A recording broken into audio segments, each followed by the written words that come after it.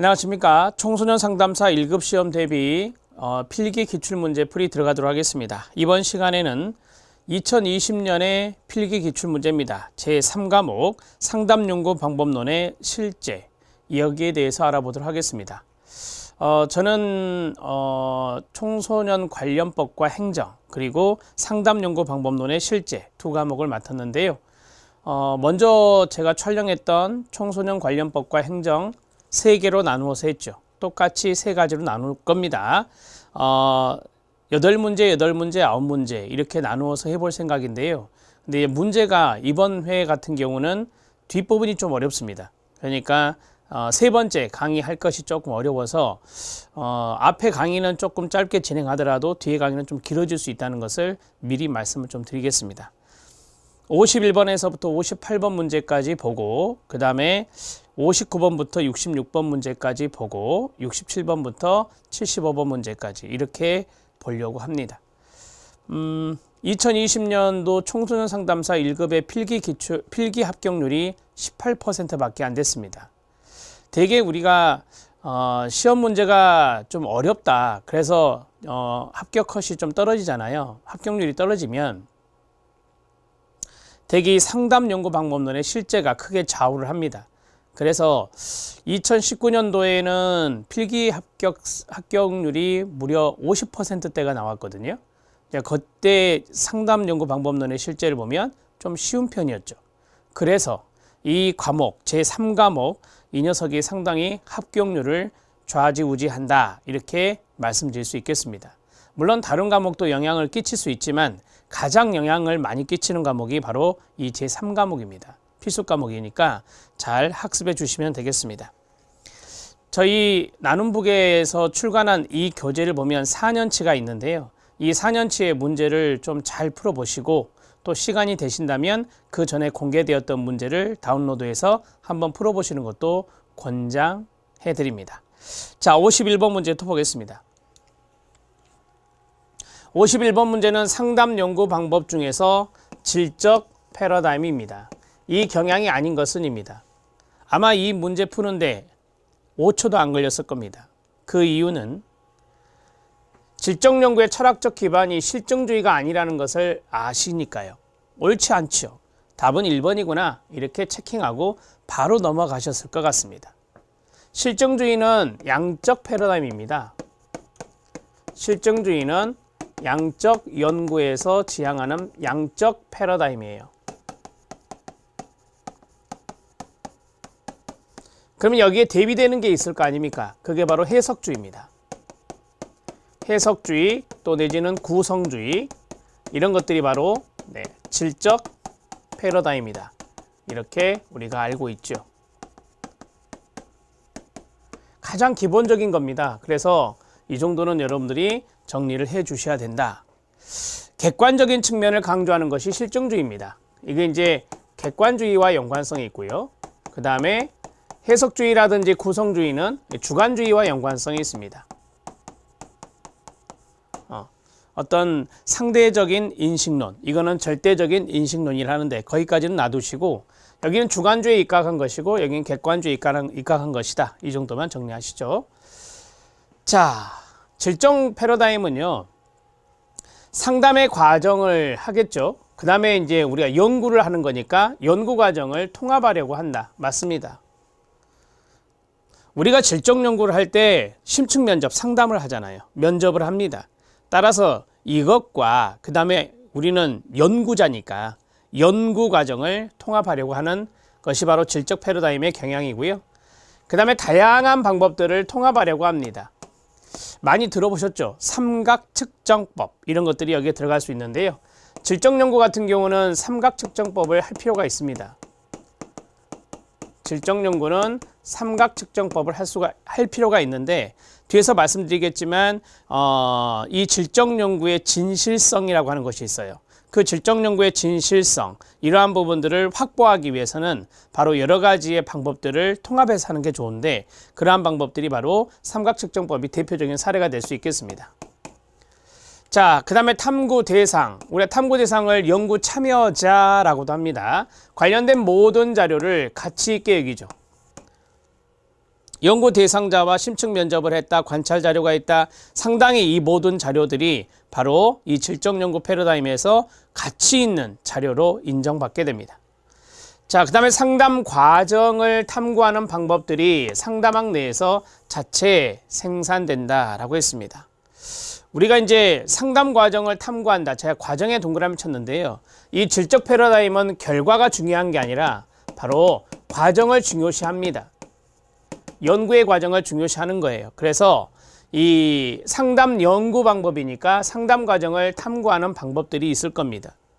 우리가 상담에 어떤 이론들이 있고 상담에 많은 이제 그 단계, 과정이 있잖아요. 그러한 것들을 탐구하는 그런 방법들이 상담학 내에서 자체적으로 생산이 되고 있고 그것이 또 질적 연구로 많이 이루어지고 있죠. 이렇게 이해하시면서 공부하시면 돼요. 이 나머지 지문들은 답은 1번입니다. 해설에 있는 내용을 잠깐 보시죠. 해설을 그냥 넘기지 않습니다. 저는. 자, 실력 따지기에 있는 질적 연구의 연구 전통이 있습니다. 여기에 보면 상당히 유명한 크로스웰이라는 분도 등장하고 있네요. 질적 연구의 연구 전통을 학자마다 다르게 분류하고 있는데요. 반 마넨 이분은 현상학 민속 지정 연구, 사례 연구로 분류했고요. 메리암 교수님 유명하시죠. 메리암 교수님은 해석학적 연구, 현상학적 연구, 근거이론, 사례 연구, 문화기술지, 내러티브 탐구, 비판 연구, 포스트 모던 연구 7가지로 크로스웰은 내러티브 탐구, 현상학, 근거이론, 문화기술지, 사례 연구 이것을 질적 연구의 5가지 전통이라고 크로스웰은 이야기하고 있습니다. 김영천 교수님은 한국에서 질적 연구의 대표적인 학자분인데요. 시카고 사회학, 문화기술지, 현상학, 상징적 상호작용론, 민속방법론, 근거이론, 비판 문화기술지, 페미니스트 질적 연구, 생태학적 심리학, 포스트모더니즘의 10가지로 분류하고 있습니다. 여기에서 여러분들이 크로스웰 정도만 정리하시면 될 것 같아요. 내러티브 탐구, 일명 전기라고 하죠. 이야기. 그 다음에 현상학, 근거이론, 문화기술지, 사례연구, 케이스 스터디까지 정리하시면 될 것 같습니다. 52번 문제 들어갑니다. 52번 문제는 별표 치시고요. 분산성의 지표가 있습니다. 분산과 표준 편차가 있는데요. 여기에 특성을 설명한 것으로 옳지 않은 것은 입니다. 자, 1번부터 5번 지문까지 조금 이렇게 만만치 않습니다. 만만치 않은데 우리가 이 두 가지는 서로 관련성이 있다고 알고 있죠.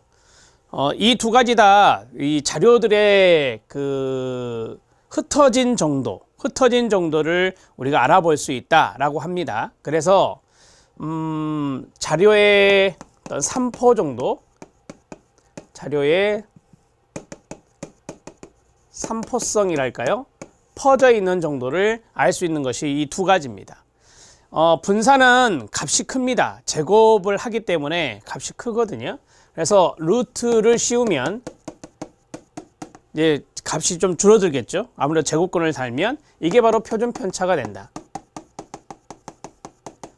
자, 이거 하나 알아두시고요. 분산이 0이면 표준 편차도 0이 되겠네요. 그것은 다 평균의 지점에 다 똑같이 있다라고 하는 거예요. 편차가 없는 거죠. 그렇게 이해할 수 있는 것이고, 그 다음에 분산, 보통 우리가 분산을 이렇게 표시합니다. 이렇게 표시하는데 제곱의 평균, 이 제곱의 평균하고 그 다음에 평균의 제곱, 이것과 연관성이 있거든요. 그래서 이퀄 제곱의 평균은 우리가 보통 에버리지를 평균이라 하지만 평균값은 일종의 어떤 기대값이라고 말할 수 있거든요. 그래서 우리가 이것을 expectation이라고 해서 2를 씁니다. 그리고 x의 제곱, 제곱의 평균이죠. 이해되신가요? 네. 자, 그 다음에 우리가 평균을 이거라고 그랬잖아요. 이 평균의 제곱이 이렇게 됩니다. 이게 이제 분산의 공식이다. 이렇게 말씀드릴 수 있겠습니다. 이것도 여러분들이 이제 아시면 좀 좋으니까 공식을 써드렸어요. 우리말로 써드리면 이것은 제곱의 평균이 됩니다. 제곱의 평균 마이너스 여기는 평균 제곱이다. 그게 바로 무엇이다? 분산이다. 이렇게 정리할 수 있습니다. 자, 두 가지에 대해서 말씀을 드렸는데요. 자, 여러분들 해설을 잠깐 봐주세요. 분산에 대해서 이야기하고 있는데 분산을 낼 때 값이 커진다 라고 했었잖아요. 그것을 이야기하려고 합니다. 자, 문제 지문으로 먼저 들어가기 전에 여러분들 해설지에 있는 실력 따지기를 먼저 보도록 하겠습니다. 실력 따지기에 보면은 분산의 다른 공식이 나와 있거든요. 그걸 하나 더 보려고 합니다. 분산은 관측값에서 이 관측값을 원점수라고 생각하시면 돼요. 그리고 거기에서 평균을 뺍니다. 그리고 이것을 제곱을 하거든요.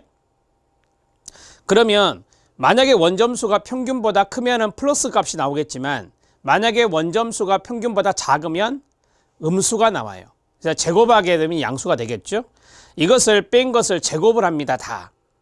그러니까 50명이 있다. 그럼 50명의 원점수가 50개가 있을 거 아니에요. 거기에서 평균을 뺍니다. 50명의 평균을. 그래가지고 제곱을 해요. 자, 그것을 모두 더합니다. 그리고 전체 개수로 나누어서 구하는 게 또 분산입니다. 자, 분산도 이렇게 낼 수 있다라고 하는 겁니다. 자, 분산은 원점수라고 쓸게요. 관측값인데 원점수 마이너스 평균.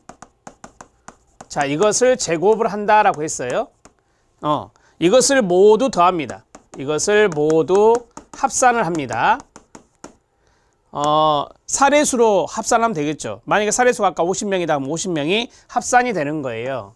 자, 그리고 이게 합산이 됐잖아요. 이것을 모두 합산을 하고 이게 이제 분자가 되는 거예요. 그리고 이제 사례수로 나누는 겁니다. 자, 이게 이제 분산이다라고 할 수 있어요. 그럼 봐보세요. 이 모두 합산을 하는데 이 원점수가 평균과 다 똑같아요. 그럼 0-0이 되잖아요. 그러면 n분의 0이 되기 때문에 0이 됩니다. 그래서 원점수가 다 평균과 똑같다면은 우리가 이제 분산은 0, 작은 수가 되겠네요. 자, 그 다음에 즉 차이값의 제곱의 평균이다. 봐봐요. 차이값의 제곱의 평균이다. 평균은 사례수로 나누는 거잖아요. 관측값에서 평균을 뺀 값인 편차를 모두 더하면 0이 된다라고 했습니다. 그래서 제곱해서 더하는 것이다 라고 했는데요. 우리가 이제 다 제곱을 해갖고 더하는 것은 여기서 음수가 나오면 제곱하면 플러스가 되잖아요. 그래서 그러한 의미도 있고, 그 다음에 우리가 이제 평균하고 관측값하고 똑같다. 원점수가 똑같다. 그러면은 이게 0-0이 돼서 다 0이 된다라고 말씀드렸었고요. 그렇게 하면은 이제 0제곱도 0이니까 그렇게 해서 편차가 없는 것이 바로 0이고 분산이 없는 것이 0이기 때문에 0의 값을 도출해내기 위해서 제곱을 한 것이다 라고 보시면 됩니다. 표준 편차는 여기서 말씀드렸잖아요. 표준 편차는 분산의 양의 제곱근이다 이렇게 말씀드렸습니다. 표준 편차는 자료의 3포도 말씀드렸죠. 3포성을 나타낸다. 이것을 나타낸 수치로 분산의 양의 제곱근으로 정의합니다. 표준 편차가 작다. 평균값에서 변량을 쉽게 말하면 원점수로 보시면 돼요. 변량들의 거리가 가깝다라고 했습니다. 자, 쉽게 말씀드릴게요. 평균이 여기 있다. 그러면 이 평균에서 점수들이 멀리 떨어져 있으면 안 돼요. 가깝게 있어야 편차가 적어서 이 표준 편차가 작아지게 되는 겁니다. 표준 편차는 분산을 제곱한 것이라 말씀드렸고요. 제곱해서 값이 부풀려진 분산을 제곱근에서 내면은 바로 이게 표준 편차가 된다. 이렇게 정리하시면 되겠습니다. 자, 기본기를 좀 했고요. 자, 여기서부터 보겠습니다. 편차가 제곱되면 불균등하게 커집니다. 그래서 분산은 평균치로부터 이탈에 민감하다. 자, 말씀드렸잖아요. 우리가 이제 편차가 나오는데 편차가 2다. 그럼 이걸 제곱하면 4가 되잖아요. 편차가 7이다. 이걸 제곱하면 49가 되잖아요. 그래서 불균등하게 커지게 된다. 자, 그리고 분산은 평균치로부터 이탈. 여기서 분산 이거였잖아요. 이게 평균치로부터 이탈. 이게 이제 원점수가 높거나 낮거나 그러면 평균점수 이탈 되겠죠. 그래서 이 분산은 평균치로부터 이탈에 상당히 민감하다. 이탈되면 분산은 커지니까. 자, 맞습니다. 자, 점수들의 분산성이 증가하잖아요. 그러면 통계적 분산도 어떻게 돼요? 당연히 증가하게 됩니다. 점수들의 분산성이란 건 뭐냐면 평균에서 점수들이 분산되었다 3포라겠어요. 그래서 멀리 떨어져 있잖아요. 그러면 통계적으로 분산값도 커지게 되죠. 당연한 거 아닙니까? 자, 만일 점수들 간에 아무런 분산성이 없다면 뭐가 돼요? 0이 되겠죠. 네. 아무런 분산성이 없다는 것은 평균에 다 똑같다라고 하는 거예요. 아무런 분산성이 없으니까. 그래서 분산도 0, 표준 편차도 0이 되는 겁니다. 어떤 조건 하에서 분산은 분할될 수 있고 분할된 부분들은 상이한 근원에 귀인될 수 있다라고 했습니다. 우리가 이제 평균값을 기준으로 하는데 평균값을 기준으로 하지 않고 다른 값을 기준으로 한다. 그게 바로 어떤 조건아 이 말이에요. 자, 그랬을 때는 이 분산이 분할될 수 있다라고 하는 거예요. 평균을 지점으로 했을 때는 이 분산이 3이었다. 그런데 다른 값, 평균값이 아닌 다른 값으로 지정해서 우리가 그걸 기준으로 본다면 예를 들어서 이 분산값이 다른 값을 가질 수 있잖아요. 자, 그게 바로 이제 분할될 수 있다라고 하는 것이고 그 분할된 부분들은 상이한 근원에 귀인될 수 있다. 분산값이 달라지기 때문에 상이한 근원에 귀인된다라고 이야기하는 것입니다. 이거는 이제 좀 이따가 5번 이야기할 때 말씀드릴 필요가 있는데요. 그때 한번 더 말씀드릴게요. 표준 편차를 구할 때 평균을 기준으로 하는 것은 우리가 표준 편차할 때 평균 기준으로 했잖아요. 자, 편차 제곱 합이 최대가 되기 때문이다 라고 했는데요. 자, 이게 최소가 돼야 돼요. 최소가 된다라고 하는 것입니다. 제가 앞에서 말씀드렸었잖아요. 편차를 제곱해서 하는 것은 이제 0값이 있기 때문에 0이 바로 이제 최소값이거든요. 그래서 최소가 되기 위해서는 평균을 기준으로 한다라고 하는 거예요. 평균을 기준으로. 자, 여러분들이 해설지에 보면 상당히 좋은 사례가 하나 있어요. 예를 들어 이거 있어요. 예를 들어 보면 1하고 3하고 5가 있어요. 1하고 3하고 평균이 얼마입니까? 3이죠.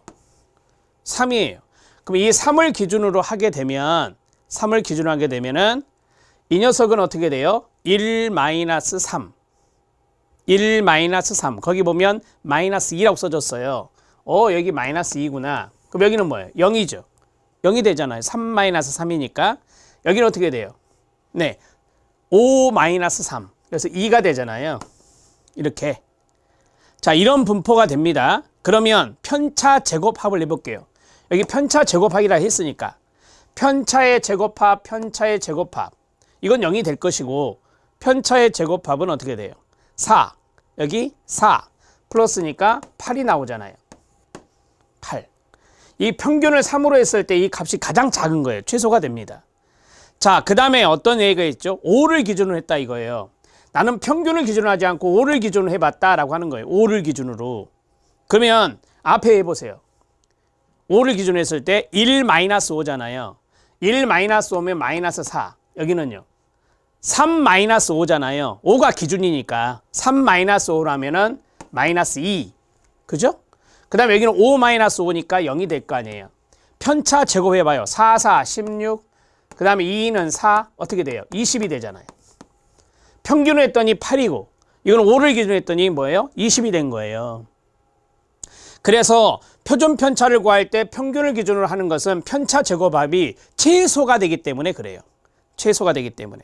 그래서 우리가 평균을 기준으로 한다 이렇게 말할 수 있고요. 다시 4번을 읽으면 어떤 조건 하에서 분산은 분할될 수 있다. 그러니까 이것으로 하는 값하고 이것으로 하는 값하고 서로 달랐잖아요. 따라서 이것으로 하는 것, 어떤 조건이 주어지냐에 따라서 분산은 8이 될 수도 있고 20이 될 수도 있다라고 하는 거예요. 이걸 기준으로 하면 더 많이 분산되죠. 흩어졌잖아요. 그래서 이 분할된 부분들은 상이한 근원, 다른 지점, 다른 점수로 나오게 된다라고 하는 겁니다. 그래서 5번을 이해하면 4번도 이해가 되는 것이죠. 근데 5번이 잘못됐어요. 답은 5번입니다.